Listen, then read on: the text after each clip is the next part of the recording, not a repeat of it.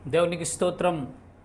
ప్రియమైన వారలారా, రక్షకుడును ప్రభు అయిన యేసుక్రీస్తు వారి నామంలో మీకు శుభములు వందనాలు తెలియజేస్తూ ఉన్నాం. దేవుడు మిమ్మలను, మీ బిడ్డలను, మీ కుటుంబములను దీవించి ఆశీర్వదించునుగాక. ఆమెన్. God bless you. దేవునికి స్తోత్రం. హల్లెలూయా. ప్రియమైన దేవుని బిడ్డలారా, మనం నిద్ర లేచిన దగ్గర నుంచి పడుకోబోయే వరకు అనేక రకాల మాటలను మనం వింటూ ఉంటాం. వాటిల్లో మనకు ఆనందాన్ని కలిగించే మాటలు ఉంటాయి, మనకు దుఃఖాన్ని కలిగించే మాటలు ఉంటాయి, మనల్ని ఉజ్జీవింపజేసే మాటలు ఉంటాయి, మనలను నిరాశలోకి తీసుకెళ్లే మాటలు ఉంటాయి, మనలను ఆశ్చర్యపరిచేటటువంటి మాటలు ఉంటాయి, మనలను డైనమాలోకి నెట్టేటటువంటి మాటలు ఉంటాయి.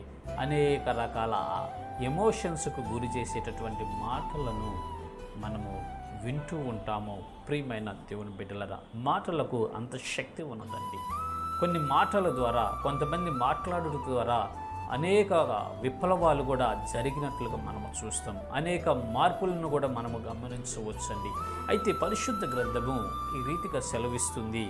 యోబు గ్రంథము 6వ అధ్యాయము 25వ వచనం మనం చూసినట్లయితే, యథార్థమైన మాటలు ఎంతో బలమైనవి. దేవునికి స్తోత్రం. హల్లెలూయా. ప్రియమైన దేవుని బిడ్డలారా, యథార్థమైనటువంటి మాటలు ఎంతో బలమైన వంట, ఎంతో బలమైన వంట. యథార్థమైన మాటలు. ఈ నవ్వేడేస్ ఈ సొసైటీని మనం గమనిస్తే, ఈ లోకాన్ని మనము గమనించినట్లయితే యథార్థమైనటువంటి మాటలు కరువైపోయాయండి.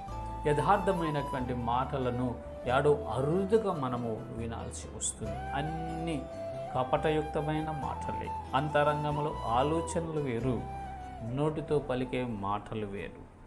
ఏది నిజమో, ఏది అవాస్తవమో, ఏ యథార్థమైన మాటలో, ఏ యుక్తమైన మాటలో, ఏవి మోసపూరితంతో కూడిన మాటలో గ్రహించలేని పరిస్థితిలో మనం ఈనాడు దిగజారిపోయి ఉన్నాం. ప్రియమైన దేవుని బిడ్డలారా, ఈ ప్రపంచమే అట్లా తయారైపోయింది. ఈ సొసైటీ ఆ విధమైన పొల్యూషన్ అయిపోయిందండి.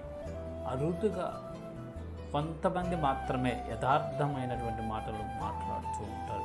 ఆ యథార్థమైనటువంటి మాటలు ఎలాంటివంటే బలమైనవి అని పరిశుద్ధ లేఖనాలు సెలవిస్తున్నాయి. ప్రియమైన దేవుని బిడ్డలారా, వాక్యం వింటున్న సహోదరుడా, యథార్థమైన మాటలు మనము మాట్లాడాలి. యథార్థమైన మాటలే మనము పలకాలి.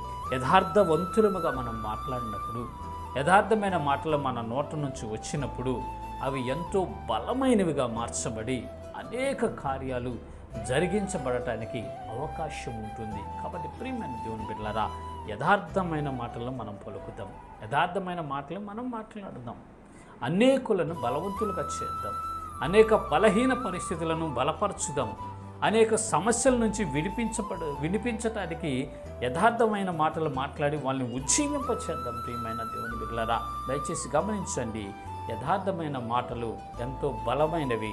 అలాంటి మాటలు మనము నిత్యం పలుకుచు మాట్లాడుతూ ఇతరులకు ఉపయోగకరంగా ఉందాం. మన కుటుంబాల్లో ఉన్న ప్రజలకు కూడా, మన కుటుంబాల్లో ఉన్న మన బంధువులకు కూడా యథార్థమైన మాటలు బలమైనవి. కాబట్టి ఆ విధంగానే మనము ప్రవర్తిస్తూ, ఆ విధంగానే మనం మాట్లాడుతూ, మనల్ని మనం బలపరుచుకుంటూ, మన కుటుంబాలను మనం బలపరుస్తూ, సమాజాన్ని కూడా బలపరుచుదాం. అనేకులను దేవుని తట్టు త్రిప్పి పరలోక రాజ్యాన్ని హక్కుదారులుగా చేద్దాం. ఇటు కృప దేవుడు మనందరికీ కలుగు చేయనుగాక.